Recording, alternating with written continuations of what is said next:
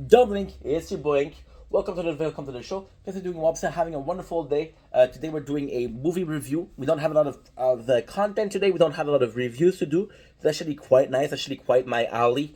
So we're gonna be talking about one of my favorite movies as a kid. This movie completely changed me as a kid. There's gonna be a really good review, hopefully, and I'm gonna be adding some French element to it. Some French element because I'm French Canadian, although I don't think the movie in itself needed. Again, a great movie, and we're gonna be talking about a French movie also. So watch out! It's gonna be a video that's gonna be very unique. So the movie that we're talking about is Law Abiding Citizen. So Law Abiding Citizen was a movie that I watched that really changed my perspective of life. It really I wouldn't say shaped me how I am, but this okay. So we'll put it in a way that you understand. There's movies that really changed me, right? For example, I'm talking about Fight Club, talking about V for Vendetta, right? Which are movies that really shaped me into the person I am today. That shaped Ing Vendetta, that shaped Steph. They really shaped me. So, Law Abiding Citizen is a very special movie in this case. It's one of the movies that, although didn't shape me into the person I am today, certainly had a step to do with littlest thing. It's like I'm gonna put it the oddest way possible, but it's like a parents, right? And that parents give you this lesson, right? And this lesson is okay. I don't really need it, but then this lesson will snowball into other things. Which so, although it's not an entity that changed me, it's a snowball that changed me. So, Robin Citizen is a movie with Gerard Butler. I had a huge admiration for Gerard Butler. So, we're talking about the time where I just saw the movie Gamer at that time, which is a movie that we saw lately too. We saw the 300. 300 was crazy, and of course, Gerard Butler was in there. I had a huge admiration for him because it's like every single movie that he is in, I can respect the characters. So, Lobbying Citizen is a character, a father which worked for the government, and that's really nice. And then they're going in, and he's cool. I fucking love these. I fucking love these. Nice. I'm so happy that we got these. Cool. Um, the reason why we're doing this is I'm gonna show you after. So and then his family they goes in, and it's a really good movie. His family goes in and they're having this nice dinner, and then there's a thief that goes in and he comes in the house and he kills his wife and his daughter, right? So it's like, okay, holy shit. But then the guy is actually Jared Butler is such a good movie, a almost a anti-hero in a sense. I have a pimple, right? So the reason why I like this movie so much is because he believes in the law, and then he feel like the law left him. So we get the story 10 years later, and I think the main character, Jared Butler, is actually a really good character. But as I grew older and I grew more mature, I actually have an appreciation for the character of the character of Jamie Foxx, right? And the Jamie Foxx character is it's a guy that truly believes. So, the Lobby Season is a movie about how kind of flawed the law system is, right? But the Jamie Foxx character, he's a character that's like, well, yeah, the law is flawed, but I'm not. Just give me a sec, guys. We're just gonna be repeating the. There you go. I'm gonna do this again. Okay. The reason why we're doing this is get that done. I have to keep it under an hour.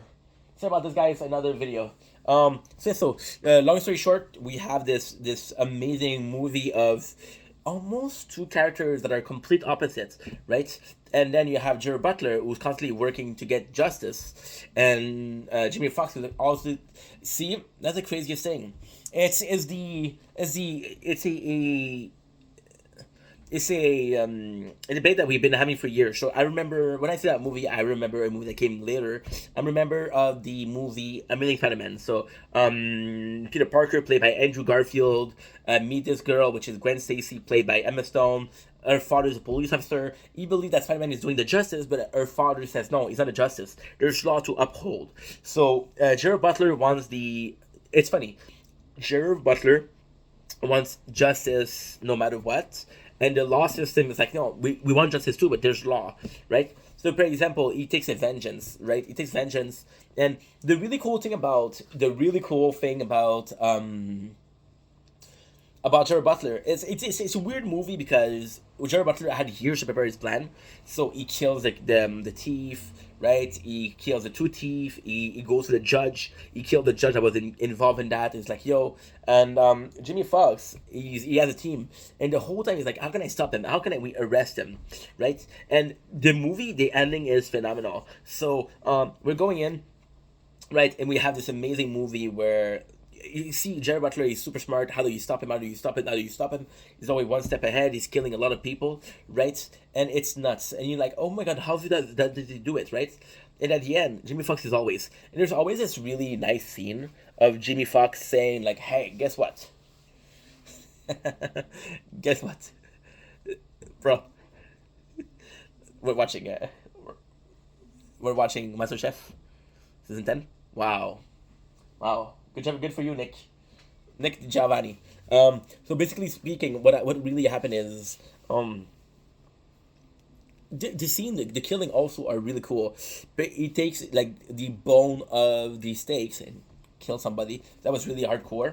And the whole movie, I think it's not about Jared Butler. When you realize it's about really about Jimmy Fox.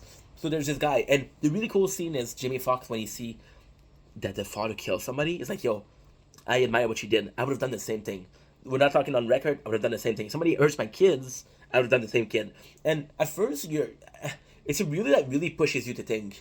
At first, you're really a fan of Jared Butler, and like I know what he's doing. What he's doing is not God's work, but almost God's work in a way. So yeah, so it's kind of like kind of kicks the. I wouldn't say kick. There's an expression in French that I like, which is kick the can. Um, but it wouldn't be that. So you're seeing how far it goes, and he's just killing people, and nobody can stop him. And yes, those people they wrong him, but you're killing people, right? So you're kind of going too far, right? And with Jamie Foxx at the very end, you understand that the only way to stop that guy is to kill him. So he kills Jared Butler, and then you're like, well, the whole time, why did Jamie Foxx uphold the justice? He lasted longer upholding with his value than Jared Butler did, which is why the movie is so good. It's a constant combat between those two.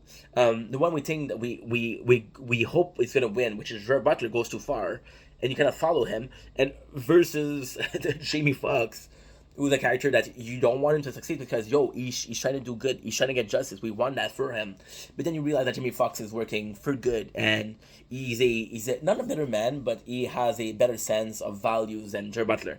Now I'm gonna talk about the French movie. So the French movie, one of my favorite Quebecois, because I'm French Canadian, right? One of my favorite Quebecois writer is Sénécal. These two books. These books in particular. So these two books are very dark. They're very very very very very very dark.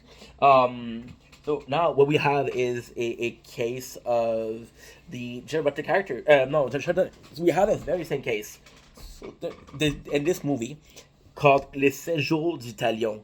It's crazy. So this guy, he has a daughter, and his daughter gets raped, and they know that the daughter gets raped, and the guy admits that he did it. So the whole time he tortured him for 7 days. He tortured him. So he cut his.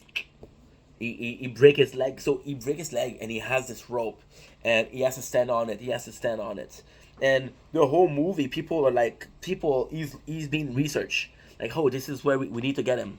And there's a part of the movie where he goes to buy beers at a bar because he's constantly drunk because he does some horrible thing.